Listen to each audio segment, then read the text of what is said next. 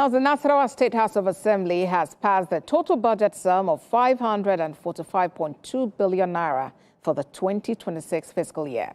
A total sum of 517.5 billion naira was proposed by Governor Abdullahi Sule, but the House increased the budget by the sum of 27.6 billion naira.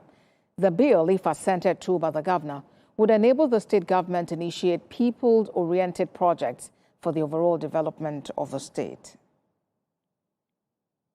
A bill for a law to authorize the issue out of the Consolidated Revenue Fund of the state as appropriation of the sum of 545,182,100,910 naira 14 kobo only for the services of Nasarawa State Government for the period of 12 months commencing from 1st January 2026 and ending 31st December 2026, third reading and pass.